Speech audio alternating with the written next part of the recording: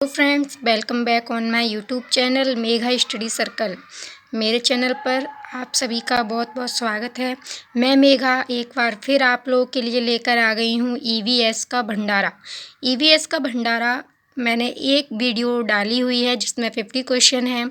वो बच्चों के सीटेट एग्ज़ाम के लिए काफ़ी हेल्पफुल रही है और ये मैं दूसरा भंडारा आप लोगों के लिए लेकर आई हूँ। ईवीएस में सीटेट पेपर में ईवीएस पोर्शन में काफ़ी हटके प्रश्न पूछे जा रहे हैं। तो ये क्वेश्चन जो मैं आप लोगों के लिए लेकर आई हूँ बिल्कुल हटके हैं, जो अभी सीटेट की पेपर में पूछे जा रहे हैं उससे रिलेटेड ये क्वेश्चन जो है मैं आप लोगों के लिए लेकर आई हूँ। तो ये समथिंग मैं कुछ 50 क्वेश्चन आप लोगों के लिए लेकर आई हूँ। अगर इसमें से आपने 40 क्वेश्चन का भी जवाब सही दे दिया, आंसर सही कर दिया, तो समझिएगा कि आपकी ईवीएस में सीटेट में ईवीएस की आपकी तैयारी काफ़ी अच्छी है। ठीक है, तो बिना वीडियो को लंबा किए, बिना वीडियो को खींचे हुए हम चलते हैं अपने पहले क्वेश्चन की ओर। और प्लीज़ दोस्तों, मैं बहुत ही मेहनत करती हुई ये क्वेश्चन आप लोगों के लिए लेके आने में, इस वीडियो को क्रिएट करने में, तो प्लीज़ अगर आप लोगों ने अभी तक मेरा चैनल सब्सक्राइब नहीं किया है तो एक बार चैनल को सब्सक्राइब ज़रूर कर दीजिएगा। वीडियो अच्छा लगे तो वीडियो को लाइक कर दीजिएगा, कमेंट सेक्शन में मुझे ज़रूर बताइएगा। चलिए चलते हैं हम अपने पहले क्वेश्चन की ओर। देखिए दोस्तों, हमारा पहला क्वेश्चन है, कौन सी जनजाति दिवाली को शोक का त्यौहार मनाती है? ऐसी कौन सी जनजाति है जो दीपावली को शोक का त्यौहार मनाती है? खासी जनजाति, मुंडा, भील या फिर थारू जनजाति? तो दोस्तों इसका करेक्ट आंसर होगा ऑप्शन डी, थारू जनजाति। थारू जनजाति जो होती है वो दीपावली को शोक का त्यौहार के रूप में मनाती है। ठीक है, नेक्स्ट क्वेश्चन पे हम चलते हैं। देखिए, हिंदी के पश्चात कौन सी भाषा भारत में सबसे अधिक बोली जाती है? बंगाली भाषा, तेलुगु भाषा, तमिल या फिर मराठी? तो इसका करेक्ट आंसर, तो देखिए इसका करेक्ट आंसर बंगाली और तेलुगु दोनों ही होगा। ठीक है, देखिए जनगणना 2011 के अनुसार भारत में हिंदी के पश्चात जो सर्वाधिक भाषा व्यक्ति द्वारा बोली जाती है वो सबसे ज़्यादा बंगाली बोली जाती है और दूसरे नंबर पर तेलुगु बोली जाती है। ठीक है, अगर इन दोनों में से किसी एक को चूज़ करना है तो वो बंगाली होगा, और अगर हम दोनों ही भाषा बताएं तो बंगाली और तेलुगु दोनों ही होगा। अगर तेलुगु दिया हुआ है ऑप्शन में, बंगाली नहीं दिया हुआ है, तो आप लोग तेलुगु को चूज़ कीजिए। ओके, नेक्स्ट क्वेश्चन पे हम चलते हैं। देखिए हमारा क्वेश्चन है कि भारत की सबसे बड़ी जनजाति कौन सी है? इरूला, राजी, पनियन, गौड़? तो इसका करेक्ट आंसर होगा गौड़। ठीक है, यह भारत की सबसे बड़ी जनजाति है। ओके, वैसे तो भारत की सबसे बड़ी जनजाति भील है। ठीक है, लेकिन भील इसमें ऑप्शन में दिया हुआ नहीं है, इसलिए दूसरे नंबर पे गौड़ जनजाति आती है, तो इसलिए गौड़ आंसर जो है वो सही हो जाएगा। नेक्स्ट हमारा क्वेश्चन है, संथाल निवासी हैं मध्य प्रदेश के, दक्षिण भारत के, पश्चिमी भारत के या फिर पूर्वी भारत के? तो जो संथाल निवासी होते हैं वो पूर्वी भारत के निवासी होते हैं। ठीक है ना, पूर्वी भारत में मुख्यतः पश्चिम बंगाल, बिहार, झारखंड, ठीक है ना, उड़ीसा, इन राज्यों में निवास करते हैं। तो इसका करेक्ट आंसर हो जाएगा ऑप्शन डी, पूर्वी भारत के। नेक्स्ट क्वेश्चन पे हम चलते हैं, क्वेश्चन नंबर 5।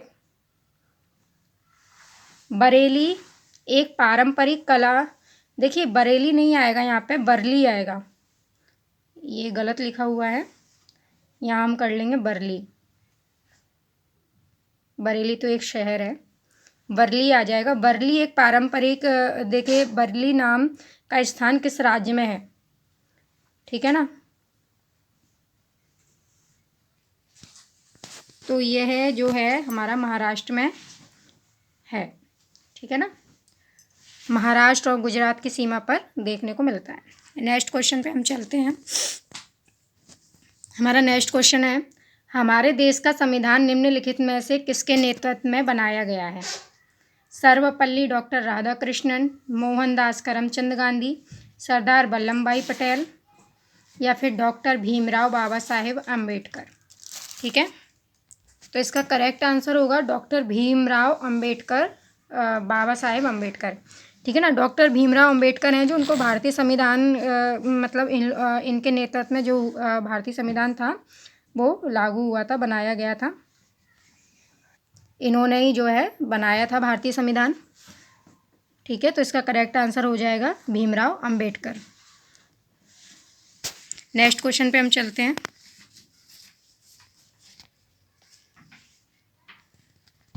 निम्नलिखित राज्यों के समूह में से किस एक समूह के समुद्र तट अरब सागर पर हैं? केरल, कर्नाटक, पश्चिम बंगाल, तमिलनाडु, आंध्र प्रदेश। कर्नाटक, केरल, गुजरात, आंध्र प्रदेश, तेलंगाना, उड़ीसा। तो इसका करेक्ट आंसर हो जाएगा ऑप्शन सी। भारत में अरब सागर पर जो है वो गुजरात, महाराष्ट्र, कर्नाटक, गोवा तथा केरल है। ठीक है ना, तो कर्नाटक, केरल, गुजरात इसमें दिया हुआ है, तो ऑप्शन सी इसका जो है करेक्ट आंसर हो जाएगा। नेक्स्ट क्वेश्चन पे हम चलते हैं। देखिए दोस्तों, आप लोग बंगाल की खाड़ी का भी जो है याद करके जाइए। बंगाल की खाड़ी के तमिलनाडु, आंध्र प्रदेश, उड़ीसा और पश्चिम बंगाल में स्थित है। ठीक है ना, क्योंकि क्या है कभी कभी पेपर में ये भी पूछ रहे हैं, बंगाल की खाड़ी और अरब सागर दोनों का ही पूछ रहे हैं। तो नेक्स्ट क्वेश्चन पे हम चलते हैं। निम्नलिखित में से कौन से राज्य जम्मू और कश्मीर के पड़ोसी राज्य हैं? उत्तराखंड, राजस्थान, हिमाचल प्रदेश, उत्तराखंड, हिमाचल प्रदेश, पंजाब या फिर हिमाचल प्रदेश, उत्तर प्रदेश। तो जम्मू और कश्मीर के पड़ोसी राज्य जो हैं वो हिमाचल प्रदेश और पंजाब हैं। ठीक है, करेक्ट आंसर ऑप्शन सी हो जाएगा। मैप में अगर आप लोग देखेंगे तो आपको देखने को मिलेगा। ठीक है, पोचमपल्ली एक गांव है। यह गांव एक विशेष प्रकार के कपड़े की बुनाई के लिए प्रसिद्ध है और इसे पोचमपल्ली ही कहते हैं। जो ये कपड़ा होता है ये जो बुना हुआ कपड़ा होता है, इस कपड़े को पोचमपल्ली ही कहते हैं। यह गांव निम्न में से किसका भाग है? कहाँ पर है ये गांव? केरल में, कर्नाटक में है, आंध्र प्रदेश में है, जम्मू कश्मीर में है, कहाँ पर है ये गांव पोचमपल्ली? तो पोचमपल्ली जो है वो आंध्र प्रदेश। देखिए, अगर आंध्र प्रदेश दिया है तो आप लोग आंध्र प्रदेश पे टिक कीजिए, अगर तेलंगाना दिया है तो तेलंगाना पे टिक कीजिए, क्योंकि पहले ये आंध्र प्रदेश का भाग था लेकिन आज की डेट में ये तेलंगाना का भाग है। और ये पोचमपल्ली साड़ियों के लिए प्रसिद्ध है, साड़ियों की बुनाई होती है यहाँ पर। ठीक है ना, तो पोचमपल्ली साड़ियाँ काफ़ी फेमस साड़ियाँ होती हैं। तो याद रखिएगा, अगर ऑप्शन में आंध्र प्रदेश दिया है तो करेक्ट आंसर आंध्र प्रदेश होगा। अगर आंध्र प्रदेश नहीं दिया है, तेलंगाना दिया हुआ है, तेलंगाना, तो फिर ऑप्शन में आप तेलंगाना को टिक करके आइए। ठीक है, और आंध्र प्रदेश और तेलंगाना दोनों दिए हुए हैं तो तेलंगाना को ही टिक कीजिए, क्योंकि प्रेजेंट में अभी ये तेलंगाना का भाग है। ठीक है, तो इसका करेक्ट आंसर इसमें हो जाएगा आंध्र प्रदेश। नेक्स्ट हम चलते हैं, 10वें पे हम आ गए हैं। देखिए, माउंट एवरेस्ट के बारे में सही वाक्य चुनना है हमें। तो क्या बोला गया है? यह नेपाल का भाग है और इसकी चोटी की ऊंचाई 8848 मीटर है। यह भारत का भाग है और इसकी चोटी की ऊंचाई 9850 है मीटर है। यह तिब्बत का भाग है, इसकी चोटी की ऊंचाई 9850 मीटर है। या फिर एक और ऑप्शन नीचे पहुंच गया हमारा, यह जम्मू और कश्मीर का भाग है, इसकी चोटी की ऊंचाई 9000 मीटर है। तो देखिए, हम ये बात अच्छे से जानते हैं कि जो माउंट एवरेस्ट है, जो ये माउंट एवरेस्ट होता है, ये विश्व की सबसे ऊंची चोटी है। ठीक है ना, और ये विश्व की सबसे ऊंची चोटी हम अच्छे से जानते हैं, लेकिन ये कहाँ पर है? ये नेपाल का एक भाग है। ठीक है, और इसकी ऊंचाई, चोटी की ऊंचाई कितनी है? 8848 मीटर। तो इसका करेक्ट आंसर हमारा होने वाला है ऑप्शन ए, इसका करेक्ट आंसर है। ठीक है ना, ऑप्शन ए इसका करेक्ट आंसर है। नेक्स्ट क्वेश्चन पे हम अपने चलते हैं। क्वेश्चन नंबर 11, गिरशेर परियोजना मतलब कहाँ पर स्थित है? गुजरात में, महाराष्ट्र में, उत्तर प्रदेश में या फिर मध्य प्रदेश में? तो दोस्तों, हम ये अच्छे से जानते हैं कि जो गिरशेर परियोजना है वो गुजरात में जूनागढ़ जगह है, वहाँ पर जो है गिरशेर परियोजना स्थापित हुई है। और ये भारत सरकार द्वारा 1972 में जो है स्थापित हुई है। ये जो अभ्यारण्य है ये शेरों के लिए प्रसिद्ध है। ठीक है ना, तो इसका करेक्ट आंसर होगा कि ये कहाँ पर है? गुजरात में है। नेक्स्ट हम चलते हैं, फूलों की घाटी। फूलों की घाटी कहाँ स्थित है? जम्मू कश्मीर में, हिमाचल प्रदेश में, सिक्किम में या फिर उत्तराखंड? तो देखिए, फूलों की घाटी एक राष्ट्रीय पार्क है, ठीक है, जो कहाँ पर स्थित है? उत्तराखंड में। उत्तराखंड के पश्चिमी हिमालय क्षेत्र में ये है जो स्थित है। उत्तराखंड के कहाँ? पश्चिमी हिमालय क्षेत्र में। यूनेस्को ने इसे विश्व धरोहर स्थल के रूप में घोषित किया है। ये भी चीज़ आप अच्छे से समझ लीजिए। सर्वप्रथम इसका पता जो है ब्रिटिश पर्वतारोही फ्रैंक एस स्मिथ एवं R.L. होल्ड सवर्थ ने लगाया था। ओके, ये चीज़ें हैं, ये आप थोड़ा नोट कर लीजिए। नेक्स्ट हम क्वेश्चन पे चलते हैं। भारत की आज़ादी से पहले महात्मा गांधी ने जिस दांडी के समुद्र तट तक अपनी प्रसिद्ध यात्रा की थी, वह भारत के नीचे दिए गए किस राज्य में स्थित है? वह कर्नाटक में है, महाराष्ट्र में है, गुजरात में है या फिर आंध्र? तो इसका करेक्ट आंसर होगा दोस्तों ऑप्शन सी, गुजरात। देखिए, दांडी यात्रा जो है वो महात्मा गांधी ने अपने 78 जो उनके सहायक थे उनके साथ मिलकर साबरमती आश्रम से, जो गुजरात में स्थित है, उधर से स्टार्ट की थी और नौसारी तक जो गुजरात में है वहाँ तक जो है दांडी यात्रा उन्होंने पूरी की थी। और ये दांडी यात्रा 24 दिन की यात्रा थी, ठीक है। 12 मार्च 1930 से जो है ये शुरू हुई थी, 12 मार्च 1930 से, और ये चली थी 6 अप्रैल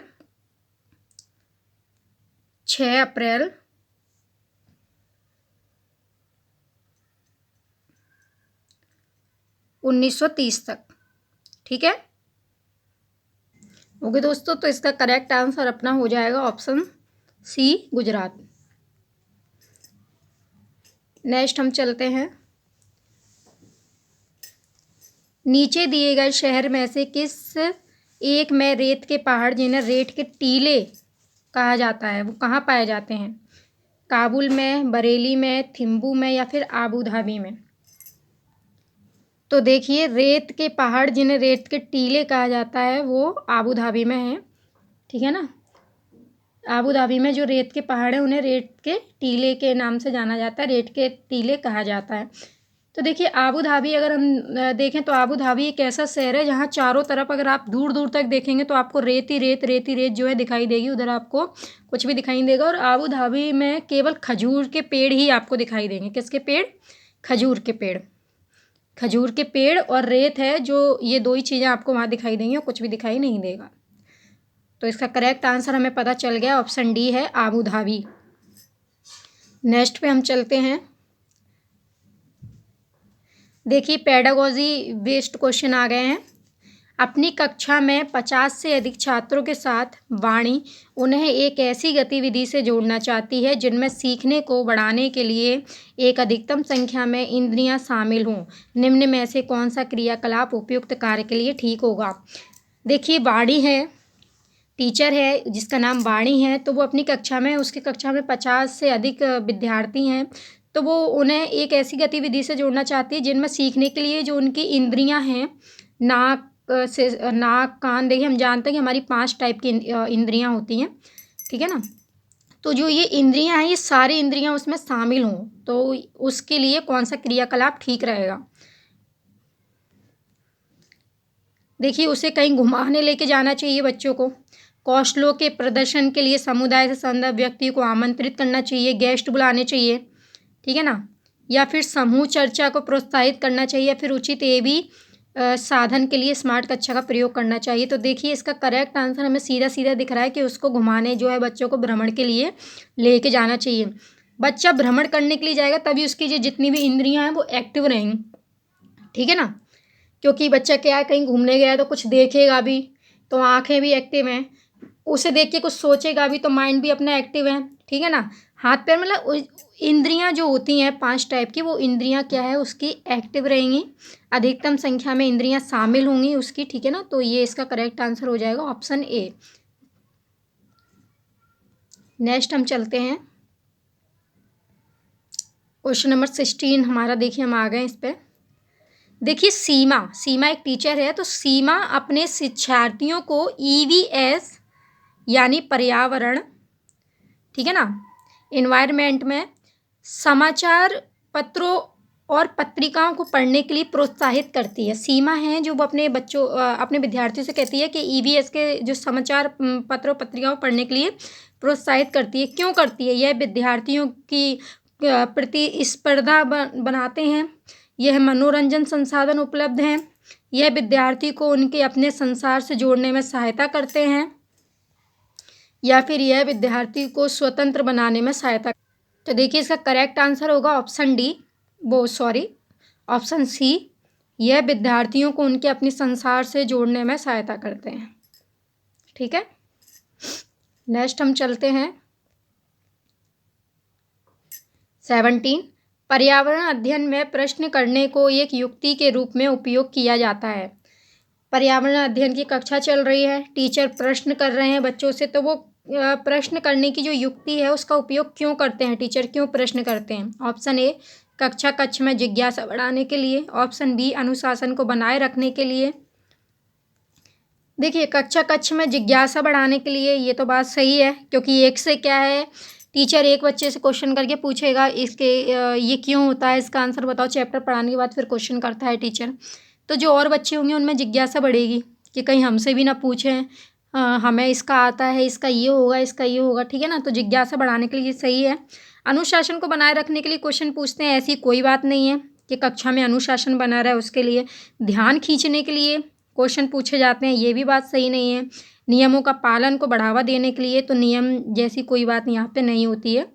तो इसका करेक्ट आंसर होगा कि कक्षा कक्ष में जिज्ञासा बढ़ाने के लिए। ठीक है, ऑप्शन ए इसका करेक्ट आंसर हो जाएगा। नेक्स्ट हम चलते हैं 18 क्वेश्चन। देखिए हम आ गए हैं 18 पे। निम्नलिखित में से कौन सा NCF 2005 के अनुसार EVS पाठ्यक्रम में सुझाए गए 5 विषयों में से एक है? ठीक है, चीज़ें कैसे काम करती हैं, पदार्थ, प्राकृतिक संसाधन, या फिर चीज़ें जो हम बनाते हैं और करते हैं। तो इसका करेक्ट आंसर होगा ऑप्शन डी, चीज़ें जो हम बनाते हैं और करते हैं। नेक्स्ट हम चलते हैं 19 क्वेश्चन पे। इसको देखिए आप पढ़िए अच्छे से।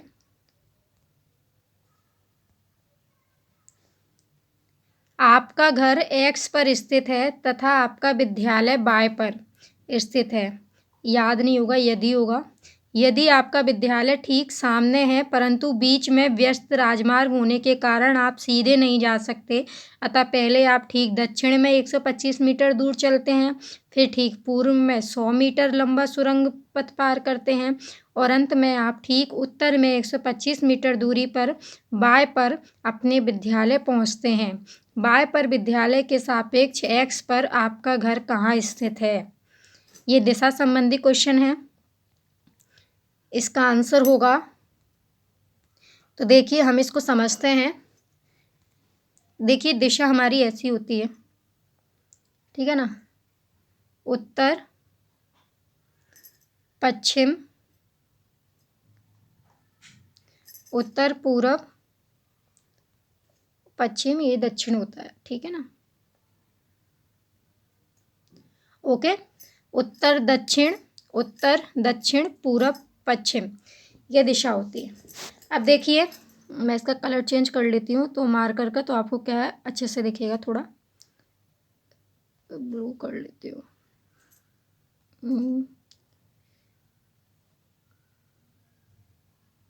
ओके, ठीक है, ये हो गया है। अब देखिए क्वेश्चन में ये बोल रहा है कि आपका घर X पर स्थित है।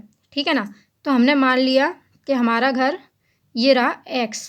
ठीक है ना, यहाँ पे हमारा घर स्थित है X पर स्थित है। और फिर क्या बोल रहे हैं कि ना आप अपने घर से दक्षिण में 125 मीटर की दूरी पर जा रहे हैं। तो दक्षिण तो नीचे है, तो यहाँ से गए 125 मीटर की दूरी पर। ठीक है, फिर 100 मीटर की दूरी आप पूरब में चल रहे हैं। 100 मीटर की दूरी ये पूरब में चले अपन लोग। फिर 125 मीटर दूरी अपन लोग कहाँ चल रहे हैं? उत्तर की तरफ चल रहे हैं। तो 125 हम उत्तर की तरफ चले। 125 ये हो गया। 100 मीटर अपन यहाँ चले, 125 मीटर अपन यहाँ पर चले पूरब में, और फिर अपन क्या अपने स्कूल पहुँच गए। तो घर से स्कूल की दूरी कितनी है? तो घर से स्कूल की दूरी कितनी है? ये है, जो ये है वो ये है, तो ये 100 है, तो ये भी 100 होगी। समझ रहे हैं आप बात को? तो इसका आंसर 100 मीटर आएगा। देखते हैं, ऑप्शन डी इसका करेक्ट आंसर है 100 मीटर। देखिए उसमें अगर आपको समझ में नहीं आ रहा तो हम इसमें पूरे पेज पर समझा देते हैं कि ये आपका घर है। इन्होंने बोला है कि घर से पहले दक्षिण की ओर चले हैं 125 मीटर, ठीक है ना, ये दक्षिण है नीचे। फिर दक्षिण से जो है पूरब की ओर चले हैं 100 मीटर, ठीक है ना, ये पूरब है, इस साइड पूरब की ओर चले। फिर पूरब से उत्तर की ओर चले 125 मीटर और अपने स्कूल पहुंच गए हैं, मतलब वाय पे पहुंच गए हैं, ये वाय है, ठीक है। अब घर से स्कूल की दूरी कितनी है, तो जितनी ये होगी उतनी ये होगी, ठीक है ना। तो ये अगर 100 है तो ये भी 100 होगी, सिंपल सी बात है। तो इसका करेक्ट आंसर ऑप्शन डी हो जाएगा। नेक्स्ट पे हम चलते हैं।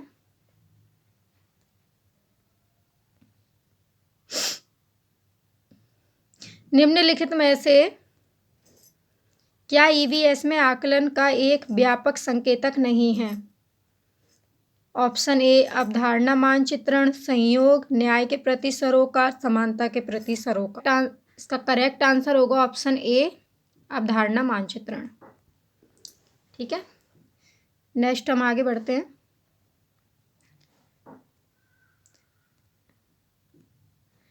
पर्यावरण अध्ययन में बच्चों को जोड़ने की सबसे प्रभावशाली युक्ति कौन सी है? देखिए अगर हम बच्चों को पर्यावरण अध्ययन मतलब पर्यावरण अध्ययन में जोड़ना चाहते हैं, उन्हें ये करना चाहते हैं वो पर्यावरण जो है मन लगाकर पढ़ें अध्ययन को, पर्यावरण अध्ययन को, ईवीएस को, तो कौन सी प्रभावशाली युक्ति है इनमें से? शिक्षक द्वारा व्याख्यान करना, शिक्षक लेक्चर देता रहेगा तो क्या हमारा मतलब जुड़े रहेंगे हम, हमारा मतलब मन नहीं रहेगा पढ़ाई में ना, नहीं पढ़ेंगे हम, मन नहीं लगेगा, बोर हो जाएंगे, तो ये तो नहीं होगा। कक्षा निर्देशन, ये भी नहीं होगा। किस्से कहानियाँ, ये करेक्ट आंसर होगा ऑप्शन सी। देखिए अगर टीचर किस्से कहानियों से जोड़ जोड़ के अगर हमें पढ़ाएंगे तो जो है क्या है, हमारा पढ़ने में मन लगता रहेगा, तो पर्यावरण अध्ययन से जुड़े रहेंगे बच्चे। नेक्स्ट पे हम चलते हैं। 22 पे हम आ गए। निम्नलिखित में से कौन सा वर्तमान पर्यावरण अध्ययन पाठ्यक्रम के 6 मुख्य थीमों में से एक नहीं है? देखिए वर्तमान जो पर्यावरण अध्ययन है उसके पाठ्यक्रम को 6 मुख्य थीमों में बांटा गया है, ठीक है। वो थीम कौन कौन सी हैं? 6 थीम में जो है बांटा गया है उसको। तो वो थीम है, पहली है अपनी परिवार एवं मित्र, ठीक है, परिवार एवं मित्र। दूसरी है भोजन, तीसरा है पानी, चौथा है आवास, पांचवा है यात्रा और छठवा है अपना हम चीज़ें कैसे बनाते हैं, ठीक है ना, हम चीज़ें कैसे बनाते हैं। ओके, तो देखिए परिवार हमारी जो 6 थीम है वो है परिवार और मित्र। परिवार और मित्र यहाँ कहीं हम देखेंगे नहीं है। भोजन, ये तो भैया हमारी थीम में है। इनने पूछा है कि थीम में नोट पूछ लिया है, ठीक है ना, जो चीज़ थीम में नहीं है उसका हम बताएंगे। तो देखिए भोजन थीम में है, ओके, ये रहा भोजन। पानी भी है, आवास भी थीम में है, देखिए ये भी है। हम हम चीज़ें कैसे बनाते हैं ये भी थीम में। देखिए काम और खेल, इसका करेक्ट आंसर हो जाएगा ऑप्शन बी काम और खेल। ये जो है वर्तमान पर्यावरण अध्ययन पाठ्यक्रम के जो मुख्य 6 थीम है उनमें से ये नहीं है, काम और खेल नहीं है, नहीं है, इसलिए वो करेक्ट आंसर है। थीम पूछी जाती तो वो करेक्ट आंसर नहीं होता, जो गलत है वही सही है। नेक्स्ट पे हम चलते हैं।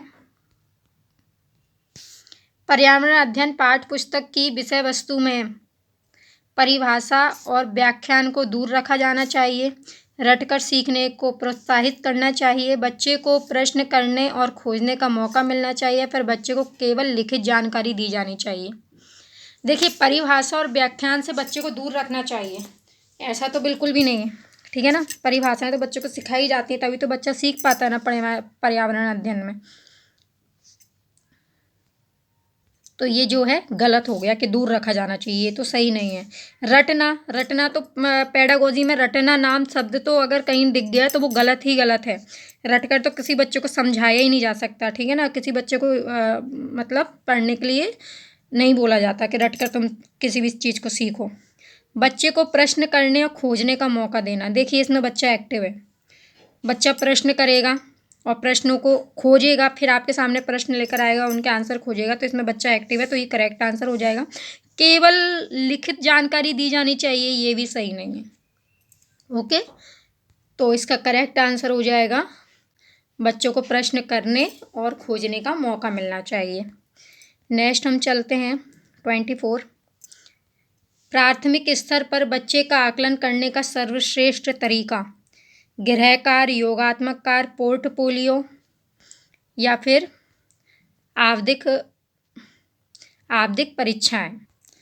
तो देखिए हम जानते हैं कि बच्चों का आकलन जो हम करते हैं वो योजनाबद्ध और पारदर्शी हो, इसलिए जो प्राथमिक स्तर पर बच्चों का आकलन होता है वो हमेशा कैसे करना चाहिए, पोर्टफोलियो के माध्यम से करना चाहिए, ठीक है ना। प्राथमिक स्तर की बात आ जाए तो पोर्टफोलियो के माध्यम से करना चाहिए। पोर्टफोलियो बोलते किसको हैं, तो देखिए जो हम इकट्ठा करके जो फीडबैक बच्चों का रखते हैं, जो प्रगति रिपोर्ट बच्चों की हम रखते हैं, ठीक है ना, उसी को क्या पोर्टफोलियो उसको बोला जाता है, ठीक है। और इसकी सहायता से बच्चों की समस्याएं समझी जाती हैं और उनका निदान भी होता है। तो प्राथमिक स्तर पर बच्चों का आकलन करने का सही तरीका है अपना पोर्टफोलियो, तो ये सी ऑप्शन इसका करेक्ट हो जाएगा। नेक्स्ट हम चलते हैं, अजगर के सोने का समय कितना है। देखिए इसमें अजगर के सोने का समय पूछ लिया, अजगर 7 घंटे सोता है, 18 घंटे सोता है, 9 घंटे या 25 घंटे, तो इसका करेक्ट आंसर होगा 18 घंटे। अजगर जो है 18 घंटे की नींद लेता है। एनसीईआरटी का क्वेश्चन है ये। नेक्स्ट हम चलते हैं, देखिए मानव विकास में 2 पैरों पर चलने का सबसे बड़ा लाभ है। जो इंसान होता है वो 2 पैरों पर चलता है, उसका सबसे बड़ा लाभ क्या है। शरीर को अच्छी प्रकार आधार करना, कि शरीर अच्छे से अच्छा प्रकार जो है ले ले, शरीर का भार कम होना, हाथ स्वतंत्र रूप से मस्तिष्क की आज्ञा अनुसार कार्य कर सकते हैं, इसलिए दोनों पैरों पर चलता है, या फिर अधिक तेज चलना, मतलब उसकी चाल जो है तेज हो सके, उसके लिए वो 2 पैरों पर चलता है। तो क्यों चलता है आदमी 2 पैरों पर, तो इसका करेक्ट आंसर होगा ऑप्शन सी। वो 2 पैरों पे इसलिए चलता है क्योंकि उसके हाथ जो हैं वो स्वतंत्र रहें, और जो मस्तिष्क उसके आज्ञा देता है वो मस्तिष्क की आज्ञा अनुसार उसके कार्य जो उसके हाथ है वो कार्य को करके मतलब अपना जीवन यापन आराम से करने में सहायता होता है। तो इसका करेक्ट ऑप्शन होगा ऑप्शन सी, हाथ स्वतंत्र रूप से मस्तिष्क की आज्ञा अनुसार कार्य कर सकते हैं। अगर वो भी 4 पैरों पे चलता, 4 पैरों का मतलब 2 पैरों से 2 हाथों से, तो फिर कैसे काम करता फिर वो इंसान, ठीक है ना। तो 27 वाला हमारा क्वेश्चन है कि पर्यावरण को बचाने के लिए चिपको आंदोलन से कौन सा राज्य जुड़ा हुआ है, ठीक है ना। तो उत्तर प्रदेश जुड़ा है, झारखंड, उत्तराखंड या फिर छत्तीसगढ़। तो देखिए हम ये अच्छे से जानते हैं कि सुंदरलाल बहुगुणा और आई थिंक चंडी प्रसाद भट्ट थे, उन्होंने चिपको आंदोलन की जो है शुरुआत की थी। तो चिपको आंदोलन की शुरुआत हुई थी 1973 में ही हुई थी, हाँ 1973 में चिपको आंदोलन की शुरुआत हुई थी। और ये कहाँ हुआ था, ये उत्तराखंड, कौन सी जगह, उत्तराखंड राज्य में चामोली ज़िले से इसकी शुरुआत हुई थी, ठीक है ना। कहाँ पर, उत्तराखंड के चामोली ज़िले। तो इसका करेक्ट आंसर हो जाएगा ऑप्शन सी, उत्तराखंड।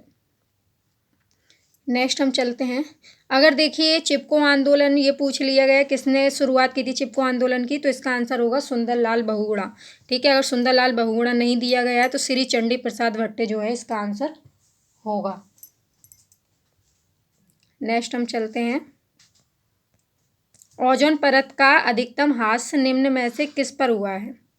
ओजोन परत का अधिकतम ह्रास निम्न में से किस पर हुआ है, भूमध्य रेखा में, उत्तरी ध्रुव में, दक्षिणी ध्रुव में या फिर उपयुक्त में से कोई भी नहीं। तो इसका करेक्ट आंसर होगा दक्षिणी ध्रुव, ऑप्शन सी, ठीक है ना। सबसे ज़्यादा इसका जो अधिकतम ह्रास हुआ है ओजोन परत का, तो वो दक्षिणी ध्रुव पर हुआ है। नेक्स्ट हम चलते हैं क्वेश्चन पर, क्वेश्चन नंबर 29। निम्नलिखित में से पक्षियों का वह समूह चुनिए जिनका प्रत्येक सदस्य हमारी तुलना में 4 गुना अधिक दूरी की वस्तुओं को स्पष्ट देख सकता है। ठीक है ना। तो बाज, चील, गिद्ध, फाख्ता, कौवा, मोर, या फिर बाज, कबूतर, तोता, कौवा, चील, बुलबुल, इनमें से कौन सा है? तो देखिए इसका करेक्ट आंसर हो जाएगा ऑप्शन ए, बाज, चील और गिद्ध। देखिए तीनों ही पंछी ऐसे होते हैं जो मानव की तुलना में 4 गुना अधिक दूरी तक देख लेते हैं। इनको शिकारी पक्षी भी बोला जाता है। ठीक है ना, क्योंकि अपने शिकार को दूर से ही देखकर जो है देख लेते हैं। इनकी आंखें इतनी तेज होती हैं और जाके उन पर अटैक करते हैं। नेक्स्ट हम चलते हैं 30 पर। देखिए ये हाथी से संबंधित क्वेश्चन है जो काफ़ी पूछे जाते हैं। हाथी से संबंधित क्वेश्चन सीटेट में काफ़ी पूछे जा रहे हैं। तो हाथियों के विषय में नीचे दिए गए कथन पर विचार कीजिए। ठीक है, तो हम ये सारे कथन जो है पढ़ेंगे, फिर इन पर विचार करेंगे। पहला क्या बोल रहा है कि हाथी बहुत कम आराम करते हैं। यह एक दिन में केवल 2 से 4 घंटे ही सोते हैं। एक बड़ा हाथी एक दिन में 200 किलो से अधिक पत्तियां और झाड़ियां खा लेता है। तो देखिए ये चीज़ तो बिल्कुल सही है कि हाथी बहुत कम आराम करते हैं। हाथी देखिए दिन में 2 से 4 घंटे ही सोते हैं। ठीक है ना, ये बात बिल्कुल सही है। ये बात तो अभी हमें कुछ सही नहीं लग रही है। ये 200 किलो से अधिक पत्तियां खा लेंगे एक दिन में, ये तो खैर नहीं है। चलो फिर हम और आगे पढ़ते हैं। क्या है, इन्हें पानी और कीचड़ में खेलना बहुत भाता है। आता नहीं होगा, यहाँ पे भाता होगा। बहुत भाता है, इससे इनके शरीर को ठंडक मिलती है। ये तो बात एकदम सही है। चौथा है, किसी हाथियों के झुंड में सबसे बुजुर्ग हथनी होती है, वो सबके फैसले लेती है। ये भी बात बिल्कुल सही है। ठीक है, बुजुर्ग हथनी इसलिए फैसले लेती है क्योंकि जो हाथी होते हैं वो तो जो है बच्चे होने के बाद जैसे बच्चे होते हैं हथनियों के, वैसे वो हाथी क्या है अपना परिवार छोड़ के चले जाते हैं। तो फैमिली में ओनली माँ जो मादा हथनियाँ रहती हैं वो रह जाती हैं और उनके बच्चे रह जाते हैं। तो ठीक है, तो जो सबसे बुजुर्ग हथनी होती है वो ही फैसले लेती है। अब हम ऑप्शन देखेंगे 2, 3 और 4। देखिए हमारा पहला सही था, तीसरा सही था और चौथा सही था। पहला, तीसरा, चौथा सही था क्या? नहीं नहीं, रुकना, हम देखते हैं हमारे कौन कौन से सही थे। हमारा पहला सही था और तीसरा सही था और चौथा, हाँ ये 3 हमारे सही थे। तो इसमें हम देखते हैं कि पहला, तीसरा और चौथा कहाँ पर है। ये रहा दोस्तों, देखिए ऑप्शन नंबर बी, पहला, तीसरा और चौथा। ठीक है, ये करेक्ट आंसर होगा इसका। नेक्स्ट हम चलते हैं, क्वेश्चन नंबर 31 है। परिवार एक इकाई होता है, इसमें माँ, पिता और उसके 2 बच्चे होते हैं। ठीक है ना, यह जो वाक्य है ये कैसा वाक्य है? सत्य है क्योंकि सभी भारतीय परिवार इसी प्रकार के होते हैं। तो ऐसा तो है नहीं कि सभी भारतीय परिवार इसी प्रकार के होते हैं, नहीं। सत्य नहीं है क्योंकि इस कथन में यह स्पष्ट नहीं है कि बच्चे जैविक होते हैं। अरे बच्चे जैविक होते हैं, ये क्या बात हुई? ये भी सही नहीं है। सत्य नहीं है क्योंकि परिवार कई प्रकार के होते हैं तथा परिवार को केवल एक ही प्रकार में वर्गीकरण करना सही नहीं है। देखिए ये बात बिल्कुल सही है कि परिवार कई प्रकार के रहते हैं। परिवार एक ही प्रकार का नहीं रहता कि माँ बाप और बच्चे ही हों। परिवार जो है जॉइंट फैमिली भी होती है ना, एकल परिवार भी होता है, संयुक्त परिवार भी होता है। तो परिवार कई प्रकार के रहते हैं। सत्य है क्योंकि यह किसी आदर्श परिवार का आकार है, ये भी नहीं होगा। तो इसका जो है सी ऑप्शन है वो सही होगा। नेक्स्ट हम चलते हैं, निम्न में से कौन सा बीज नहीं है? निम्न में से कौन सा बीज नहीं है? सौंफ, गेहूँ, काली मिर्च या साबूदाना? इसका करेक्ट आंसर होगा साबूदाना। देखिए साबूदाना जो होता है वो बीज नहीं होता है। सौंफ, गेहूँ, काली मिर्च ये सब बीज होते हैं। नेक्स्ट क्वेश्चन हमारा 33 है। निम्नलिखित में से किसकी सुनने की शक्ति इतनी तेज होती है कि वह वायु के पत्तों के हिलने की आवाज़ भी सुन सकता है और घास पर किसी जानवर के चलने की ध्वनि भी सुन सकता है? वो वायु के पत्तों के हिलने की आवाज़ में और जानवर के घास पे चलने की ध्वनि में अंतर बता सकता है। कौन होता है ऐसा? रेशम का कीड़ा होता है, कुत्ता होता है, बाघ होता है या गिद्ध होता है? तो इसका करेक्ट आंसर होगा बाघ। देखिए दोस्तों, जो बाघ होता है उसकी सुनने की गति इतनी तेज होती है कि वो ये तक बता सकता है कि पत्ते के हिलने की आवाज़ है या फिर किसी जानवर के ज़मीन पे घास पे चलने की आवाज़ है। ठीक है ना। 34 के क्वेश्चन पे हम आते हैं। हाथियों के विषय में नीचे दिया गया कौन सा कथन सही है? 3 महीने के हाथी के बच्चे का भार सामान्यतः लगभग 2 कुंटल होता है। वयस्क हाथी एक दिन में 2 कुंटल से अधिक पत्ते और झाड़ियाँ खा सकता है। हाथी दिन में 8 से 10 घंटे की नींद लेता है।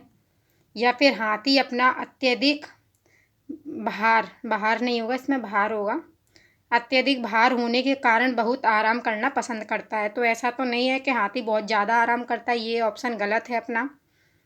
हाथी दिन में 8 से 10 घंटे सोता है, ये बात तो बिल्कुल सही है। ठीक है। वयस्क हाथी एक दिन में 1 से 2 कुंटल से भी अधिक पत्ते खा जाता है, ऐसा तो बिल्कुल नहीं है, ये तो रॉन्ग है। और 3 महीने के बच्चे सामान्यतः 2 कुंटल के होते हैं, ये भी गलत है। तो इसका करेक्ट आंसर हो जाएगा ऑप्शन सी, कि हाथी दिन में 8 से 10 घंटे सोना पसंद करते हैं या फिर सोते हैं। ठीक है। एक ही तरह की फसल बार बार उगाने और बहुत से रसायनों के उपयोग करने से मृदा, देखिए अगर मिट्टी है उसमें एक ही फसल को बार बार उगाएंगे और ज़्यादा रसायनों का उसमें क्या है उपयोग करेंगे, तो जो मृदा है वो कैसी हो जाएगी? किसी विशेष फसल के लिए उपयोगी बन जाएगी, या फिर सिंचाई के लिए उपयुक्त बन जाएगी, या फिर उपजाऊ बन जाएगी, या फिर बंजर हो जाएगी। देखिए अगर हम एक ही फसल को बार बार जो है ज़मीन में उगाते हैं तो जो ज़मीन होती है वो बंजर हो जाती है। क्यों? क्योंकि जो उसके पोषक तत्व होते हैं वो क्या है, ख़त्म हो जाते हैं। ठीक है। इसलिए जो ऐसी सलाह दी जाती है कि ज़मीन पे हमेशा मृदा में अलग अलग प्रकार की फसल को उगाना चाहिए। ठीक है ना। देखिए मैं अपने पुराने क्वेश्चन पर जाना चाहूँगी। क्वेश्चन नंबर हमारा 34। देखिए सॉरी, मैंने इसमें आपको गलत आंसर बता दिया था, मैंने ये थोड़ा अच्छे से नहीं रीड किया हुआ था। इसका करेक्ट आंसर होगा कि 3 महीने के हाथी के बच्चे का भार सामान्यतः 2 कुंटल होता है।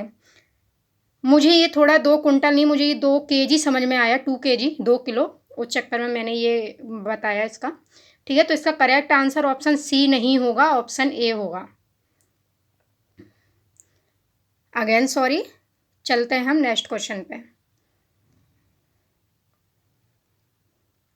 35 का है ऑप्शन डी, बंजर हो जाती है। अब हम आते हैं 36 पर। देखिए निम्नलिखित में से भोजन बनाने का, देखिए निम्नलिखित में से हमें कैसे भोजन बनाना चाहिए जो सही हो। देखिए सब्जियों को अच्छी तरीके से धोना चाहिए, फिर काटना चाहिए। सब्जियों को काटना चाहिए, फिर उन्हें चलते हुए पानी में अच्छे से धोना चाहिए। सब्जियों को काटने और पकाने से पहले उन्हें कुछ समय के लिए धूप में रख देना चाहिए, या फिर बैक्टीरिया ख़त्म हो जाए उसके लिए सब्जियों को डीप फ्राई करना चाहिए। तो देखिए हम ये अच्छे से जानते हैं कि देखिए सब्ज़ी काटने से पहले हमें उसे अच्छे से धो लेना चाहिए, तो इसका ऑप्शन ए सही होगा।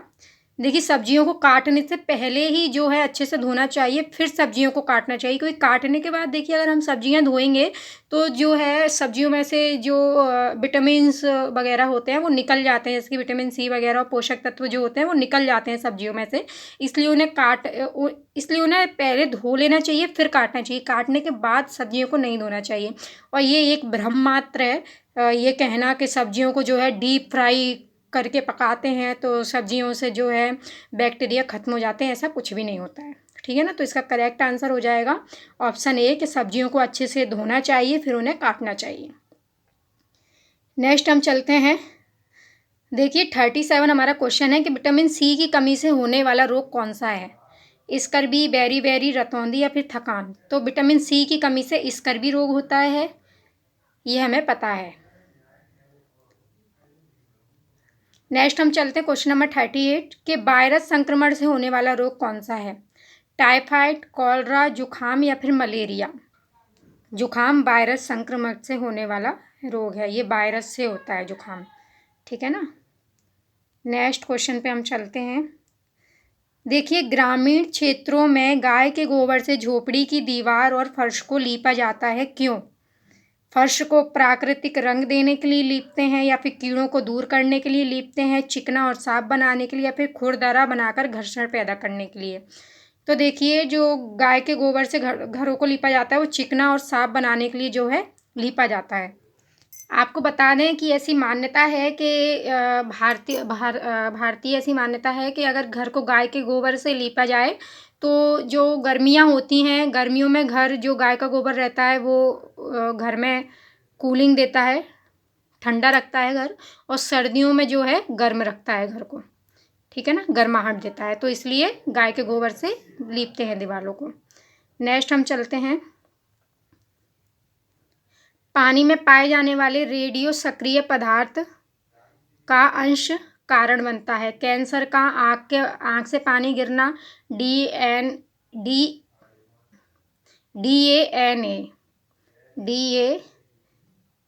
विखंडन, या फिर उपयुक्त सभी। पानी में यदि रेडियो सक्रिय पदार्थ के अंश मिले हुए हैं और यदि इस पानी का प्रयोग हम कर रहे हैं, पीने के लिए सेवन कर रहे हैं, तो देखिए कैंसर, आँख से पानी गिरना, डीएनए विखंडन जैसी जो है समस्या हमारे सामने आ सकती हैं।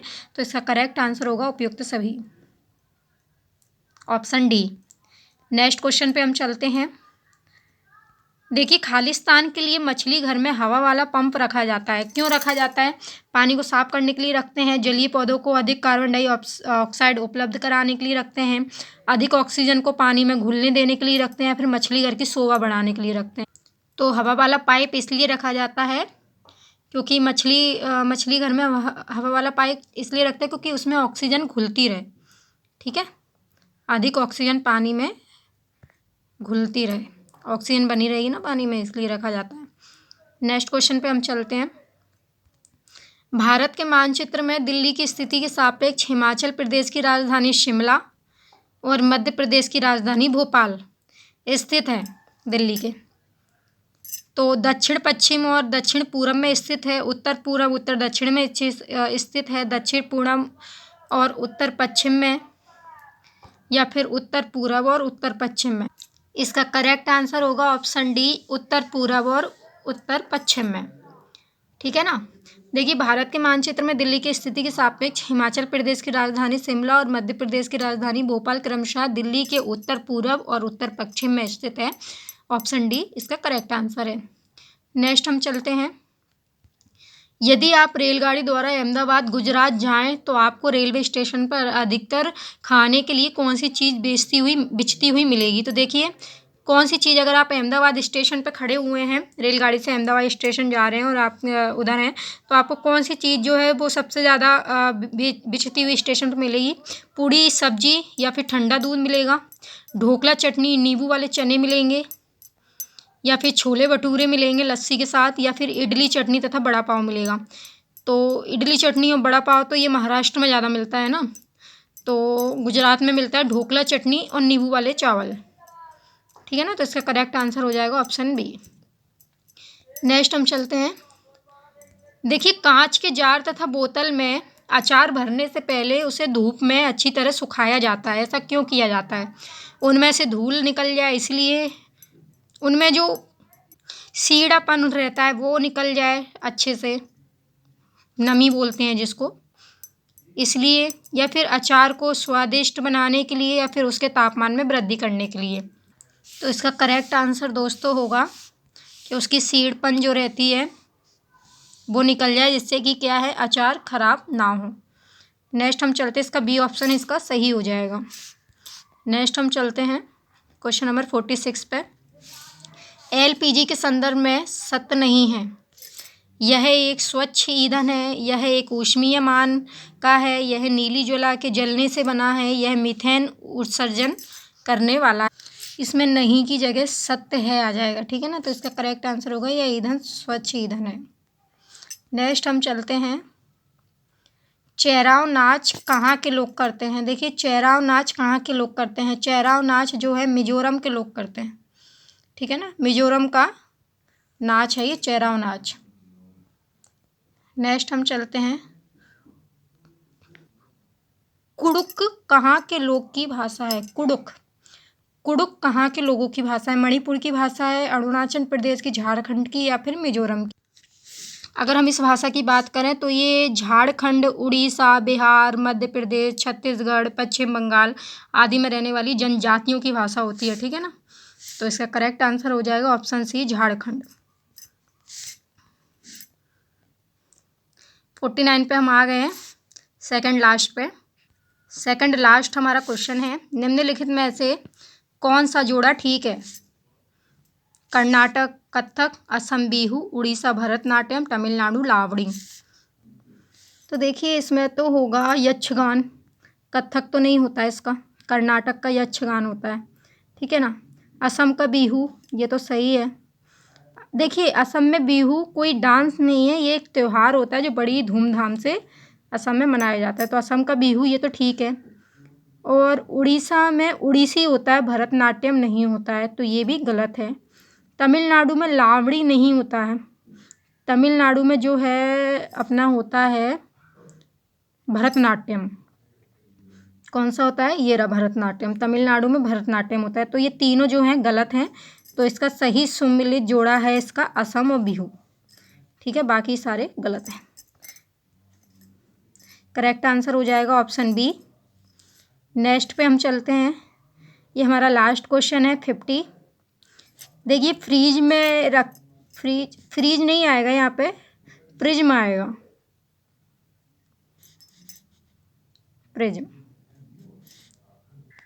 प्रिज्म एक कांच होता है, ठीक है ना। प्रिज्म एक कांच होता है जो खालिस्तान रंग दिखाता है।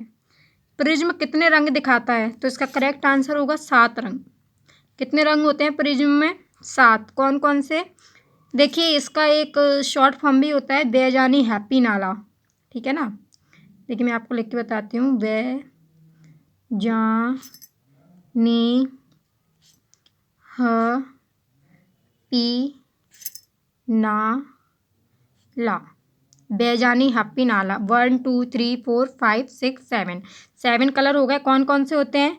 बैगनी, जामुनी, ठीक है, नीला, हरा, पीला, नारंगी और लाल, ठीक है ना। ये कलर इसमें जो हैं होते हैं। तो इसका करेक्ट आंसर हो जाएगा ऑप्शन सी, 7 कलर। बस इतना ही। तो दोस्तों अगर आपको हमारी वीडियो आज का अच्छा लगा हो तो वीडियो को लाइक करें, चैनल को सब्सक्राइब करें। और ये क्वेश्चन मैं ईवीएस के आपके लिए सेकंड भंडारा लेकर आई थी। पहला भंडारा जो है आप मेरे चैनल में जाके देख सकते हैं, ईवीएस का भंडारा। उसमें भी जो मैंने 50 क्वेश्चन डाले हुए हैं और उसमें से काफ़ी क्वेश्चन जो हैं सीटेट में आए हुए हैं और इसमें से भी काफ़ी क्वेश्चन जो है आगे के एग्ज़ाम में सीटेट में आएंगे। तो इसलिए आप इसकी अच्छी से अच्छी तैयारी करके जाइए। और मैंने आपको बोला था कि शुरू में वीडियो स्टार्ट करने से पहले कि जो ये 50 क्वेश्चन है इनमें से कितने क्वेश्चन आपको आ रहे हैं। अगर आपको 30 क्वेश्चन भी आ रहे हैं तो समझिए कि आपकी तैयारी बहुत ही अच्छी है। तो आप मुझे कमेंट बॉक्स में कमेंट करके ज़रूर बताइए कि आपको इनमें से कितने क्वेश्चनों के आंसर पहले से पता थे और कितने क्वेश्चनों के आंसर आपके सही निकले। ओके, तो मिलते हैं नेक्स्ट वीडियो में। खुश रहिए, मस्त रहिए। जय श्री कृष्णा।